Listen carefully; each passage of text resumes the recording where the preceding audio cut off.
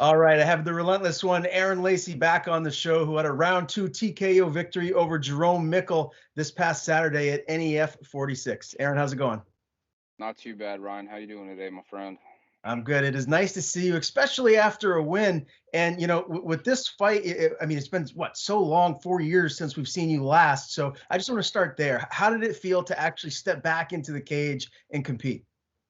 It was great, man. I was just happy to be there. Like, we had great energy in the locker room the whole time. We had three guys on the card from Nostos. You had Key, Nate, and myself. So, Key got us started off with a rear naked choke in the second round. Nate kept the ball rolling. I just finished the show out to put Nostos at 3-0 this year. So, I mean, it was good. It felt good to get back in there. It's been like 3.5 years. So, it's been a long time. It was a long time coming, and it was really fun just being in there and getting after it again. Did it feel weird being back in there getting ready to fight? I mean, I know you're training all the time, but like you've been away for a minute now. Did it feel any different? I felt different in like the lead up to the fight, like the fight week and being in the locker room and everything like that. But it was like a good different. There was just like this calm that was like over me. I was just like, all right, man, like we're finally back here. Like this is what I've been working for. This is what I've made all these sacrifices for. And I was really just happy to be there. So it didn't feel weird. It felt good. Like it felt good to be back in there. Like I was just happy. I'm not one of those people that's happy to go lucky smiles all the time like some of these other people when they get in the cage. But on the inside, like I was smiling, like I had my game face on. But it was all smiles on the inside. I was just happy to be back in there. All right. Well, you definitely looked very good in there. Let's start with, I guess, a little bit of adversity that you had to go through in the first round. I couldn't tell if it was eye poke or if it was just a punch that landed, but it looked like your eye was visibly bothering you. What happened there, and how much did it affect you? That was the beginning of the second round, but yeah, I got poked in the eye. I don't know if it was like the glove just caught it just right. It felt like a finger. Yeah, it was pretty bad. Like I was seeing three or four of them for a minute there. Like I tried to cover my eye up, see if the ref would maybe like hop in and give me a couple seconds to recover, but that didn't work out. So I just had to get on my bicycle and defend myself for a little while there. That's kind of why he got the strikes in that he did. Not that he really landed anything. I mean, I had a nice high guard. Nothing was super clean. The cleanest shot he landed was actually that illegal up kick in the first round. So that and the eye poke were the cleanest shots he landed. None of the punches got through. Nothing really phased me other than like getting poked in that eye. So I had to blink that out, get that cleared out, and then I was just back to work after that. So. I mean, I got to imagine too, like, when a situation like that happens in a fight against a guy that, I mean, he clearly looks the part, strong as an ox in there. Were you a little nervous about what to do? Like, did you feel you were in a little bit of trouble at that point? No, I just knew that like since I didn't get the break from the referee, I just had to get on my bike and just keep some distance from him, and use the cage to just like circle around, get my footwork going, stay out of his power range, and just wait till the eye got back to normal. And it didn't take very long, and I got landed a couple good leg kicks, but couldn't really see much to like set stuff up. I know I caught him with a pretty big hook, but I was still kind of like firing 50% of my vision at that time. So, I wasn't super worried about it. Like, I mean, I've been poked in the eye before, it's happened. I've had my vision compromised before, so I wasn't stressing it. Like I knew no matter what, like he was not gonna stop me. I was just on a different level mentally for that fight. I just he walked in and wouldn't look across the cage at me. So I just knew then and there that I was like, all right, I'm just gonna come in here and take your soul. Like it doesn't matter what you do. Like I'm walking out of here with a W. Was he any tougher than you expected him to be? I mean, did this fight play out going into it like how you thought it would? It played out exactly how I thought it would. I knew he'd have some big energy on the feet and swing kind of wild. That's why the high guard was so effective. Nothing was coming straight. So I kept my high guard up and I ate everything off my arms. I mean, I don't even get hit in the head, and I mean, I got a big head, so like that's saying something. So just having that high guard up there was really what I needed to block his stuff. He didn't change levels on his shots super well. Like he didn't work the body or anything here and there. The only thing that kind of surprised me was the fact that he rolled for a leg lock. in the first round. He started attacking my legs, but I mean, other than that, like I mean, I've trained with guys who are levels and levels above what he had to offer on the ground, which is kind of why my game plan was what it was to go in there and just put him on the ground, wear him out. You know, he's big and strong. He's quite a bit bigger than me. You know, come fight night. So you know, I just had to wear him out, grind him down. I knew at the end of the first round that he was pretty much done. Like I had the Von Flue choke sunk in there, and you know I was cranking on it probably about 70, 80%. And with just the time left, I knew that I just needed to hold it there or transition to something different. Like I knew he was fighting, he was posting on my hips, kind of working his grip in to fight my hands and stuff like that. So it's pretty low percentage choke. So I was doing it more so to drain his energy. And you know, in the ensuing scramble, you know, we were sweaty at that point in time, so I kind of slipped off his back and he just stood up and backed away with about 8 or 10 seconds left. And I just like got up and I looked at him and I was like, all right, he's tired. And the bell went off. So I just sat down, got my breath back, and went back at it. I know at this stage of your career too, man, like going in there and just securing a win, that's the most important thing. So tip of the cap to you for going in there and getting a victory, moving your pro record to 7-2. How did you celebrate afterwards? Did you go out and do anything, or did you just pretty much pack it up and head back home? I mean, I actually like I had to stay down here in New Hampshire. So like I went back to the hotel, took a quick shower, showered off, met up with Devin and Carolyn and some teammates at Taco Escobar, had a drink or two and some food, and then just spent the rest of the night and the next day with my wife. You know, she came down here to New Hampshire and we did a little shopping, had some lunch, and you know just hung out the two of us and enjoyed some time together. You know, I haven't seen her for like a month, so it was really good to just spend some time with her. You know, we talked about a lot of things, and we were just super happy that you know I got back in the win column. These things are always super stressful for her. You know, it's never fun watching your loved one get in there and get punched in the face. You know, I know how I feel when I watch my teammates and close friends go in there and compete. I can't even imagine how it must be for her to watch all that. But she's been amazing through this whole process. She has supported me 100%. You know, she's never complained that I'm gone for almost 2 months. It's been since like I've been home. You know, for any solid period of time, and she's not once complained. You know, she'll say I miss you, but you know I say it back to her because like I do, I miss her. But you know, she never begging me to come home or making me feel guilty about anything. You know, she's just always pushing me to do better and strive harder and achieve more. So she's been amazing. So that's pretty much how I spent the after fight. You know, I went back to the locker room, I celebrated with the boys real quick, and you know everybody was pumped up. Like I said, it was pretty high energy in there. So you know that's about all I did. I had a little food here and there. You know, nothing too crazy, but and I've enjoyed myself, relaxed a little bit, let the body recover.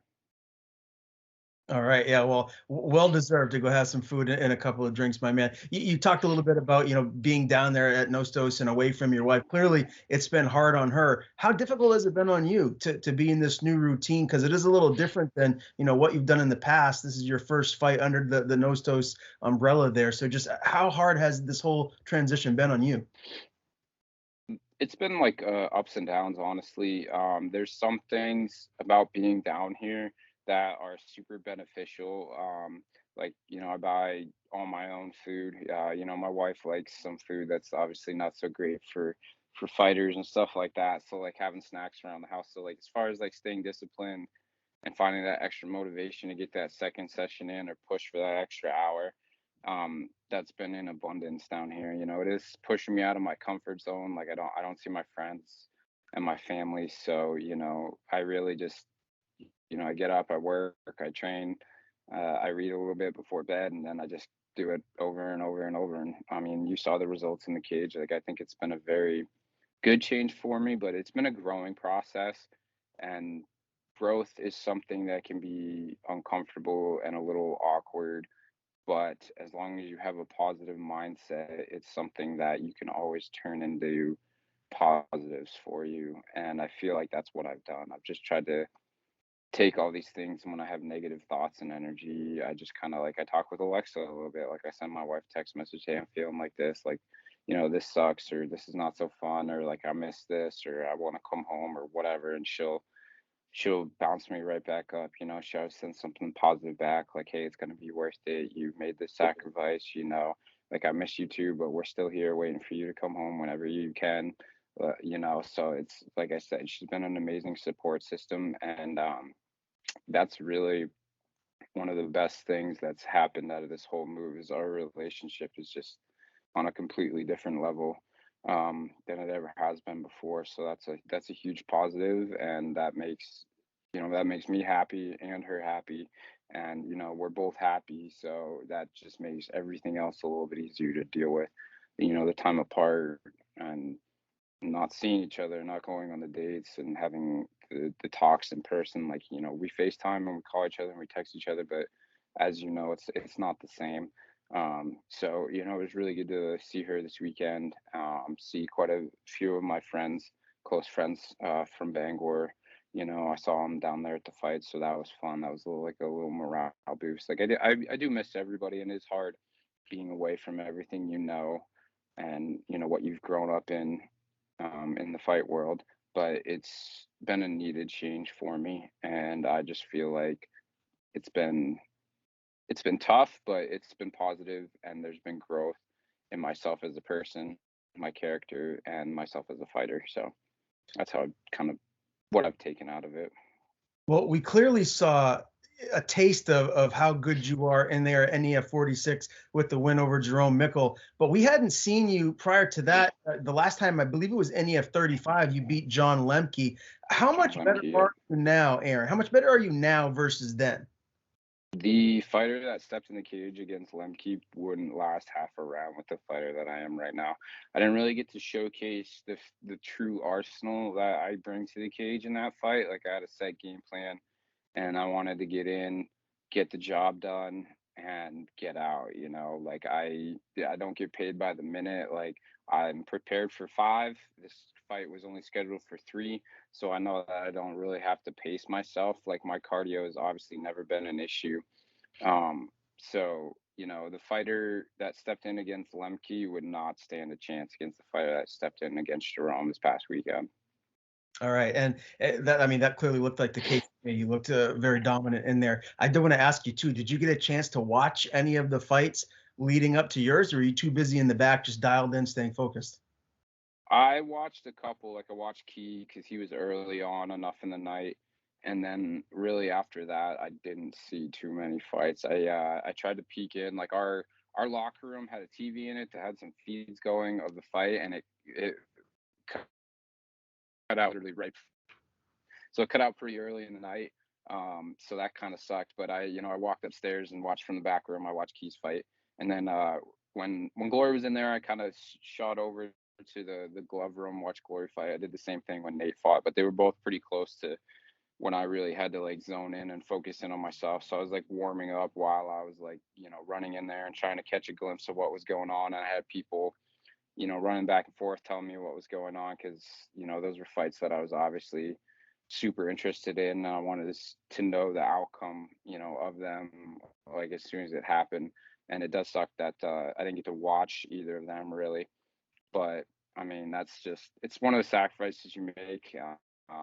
I can't really complain. I got to come back to a main event spot for my hometown promotion, so I didn't get to see too much. I was happy I got to watch Key perform. I thought he did an amazing job. But then after that, I didn't really see any of the fights in person. No. Well, I'll tell you what, you missed quite a performance by Glory Watson. She looked probably as good as I've ever seen her in there. She looked like a killer, which was an awesome thing to see. And then your guy Nate Grimard, man, dominant as well. I was interested to see how his wrestling and everything evolved since we saw him, lose the title there at the last NEF show, and he really looked like an evolved fighter. What is it like having him as one of your main training partners? Because he seems like he'd be someone that would really push you. Nate's a great training partner, man. Like I think we push each other in multiple aspects of the game. Like obviously I have quite a bit of experience on him. He's only been training MMA for I don't even think it's been 2 years, honestly. So, but his wrestling game, like his straight wrestling game, is pretty on point. So, like, kid knows how to wrestle. So he's really been pushing me there. He's a pretty good grappler. He's a strong kid. And his striking is evolving, every day too. So, we talked a lot before the fight. I was just trying to be like, hey, dude, like you train with me, like no offense to Voss or anything, but like if you train with me, he didn't really have too much to offer you to be 100%. My ground game's better, my wrestling's better, my striking's better, my conditioning's better. So, what more boxes do you need to check off for as far as training partners go? So, but Nate's a great training partner. I'm glad that he went out there and got the job done. I know he's pretty nervous, making his pro debut, and I told him that I was like, dude, nothing's changed. You're literally doing the same job, same cage, same thing. You just get longer to do it, and you get more weapons to get it done with. Like, there's really nothing else that changes when you go pro. Um, so seeing him be victorious was great. It's like we train a lot together. He's one of my primary training partners down here. So seeing him get the win, bounce back from that tough title fight, and make the needed changes was great.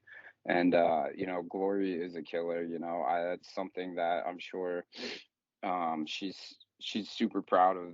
This performance. I've chatted with her just a little bit, but I mean that was something that I knew was in there this whole time. She just finally was able to put it all together and go out there and showcase it for everybody else to see. And she came out with a super dominant win over a very tough in game opponent. So it's great seeing both those guys win right before me. Seeing my boy Carl, get that W finally, that first pro win, get that win back over Zach in like I don't know, less than 2 minutes or whatever it was. That was pretty cool too. So I have that energy, kind of like those three fights rolling into my fight. Like I just took that ball and I ran with it, man, and I was pretty much unstoppable at that point. Yeah, well, clearly you're getting the round two finish victory in the main event there over Jerome Mickle. What is next for you, Aaron? 7-2 now as a pro, no damage. You're healthy. I'm hoping that you're going to get back in there soon. So give me a time frame as to when we can see you fight next. And is there a promotion that you have your eyes on? Are you going to fight for NEF now that they're going to be at the Auburn venue their next time out? I'm not really making myself exclusive to one promotion. The thing about being down here in New Hampshire is we do get a lot of offers for some other promotions in Mass in the New Hampshire area. So it's one of those things where it's got to make money to make sense, and I can't limit myself to the options of one sole promoter. And I know a lot of people are like, hey, this is my promotion. These are the people I'm gonna fight for. I need 6 weeks notice. I need this. I need that. Whatever. My thought process is, if you stay ready, you don't have to get ready. I was already ready for this fight when Matt called. It was pretty much like a no brainer. It was like, okay, yeah, I got to go up a weight class, but my skill set offsets the weight advantage, disadvantage, however you want to spin it. So my cardio was on point, as you saw. The only thing that I really kind of like got down on myself about was I don't think I was aggressive enough in the first round. I kept looking for certain things instead of going with the avenues that were open to me, and I don't really feel like I pushed the pace quite enough for me. I'm obviously super critical of myself, and my coaches are telling me I did great, so I really can't be too down on myself. And like I got the win, so like I can't complain too much. But I'm working on what's next. I don't quite know quite yet what is going to happen, but it's going to be something big, hopefully. And where we've already been in talks with quite a few promotions. I've had a couple fight offers, a couple people within the MMA realm, asking if I have like management and this and that. So, I think some big things are in store and some big things are going to happen, and we're just working on the next move. We don't have it quite yet, but hopefully in the relatively near future, it'll be lined up and ready to go. Cannot wait to see what is next for you, my friend. Again, Aaron Lacey with the round two TKO win at NEF 46 over Jerome Mickle. As always, buddy, it's a pleasure talking to you. I want to give you the floor before I let you go. Tell people where to follow you on social media. And if you have anyone to thank, any sponsors, the floor is yours. All right. Thanks, Ron. I appreciate that. So social media, you can follow me on Facebook, just Aaron Lacey, or I have a fight fan page, Aaron Relentless Lacey. I getting better about posting on there. I do have an Instagram now, so it's relentless underscore MMA 91. Go check that out. I'm working on getting some stuff put up there now. So hopefully we'll be pumping that in the near future here, and we'll get some more of this social media ball rolling. Like I said, coming into this fight, I didn't really have too many sponsors because I kind of got it last minute. But See You Tranquility Massage, my girl Jen Moon back up in Bangor. So every once in a while, when I'm back up in town, she lines my body up, gets me feeling great again. And then I got my man Jeremy at York's Barber Shop. He came in clutch, helping me with some last minute medicals and a few other little expenses. So he's a super solid guy. So if you're down in the York area and you need yourself lined up, make sure to hit him up. And like I said, I was running super low on sponsors, so that's all I got, just the two. But they were pretty awesome. They helped me out a lot. So, give me a follow on social media.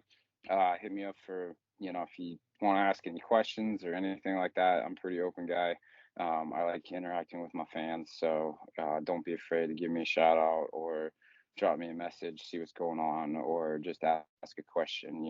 So I love every aspect of this sport. And I wouldn't have half of the aspects of the sport if we didn't have fans. So let's get that interaction going. I think that's about all I got, Ryan. Thanks for having me on, my friend.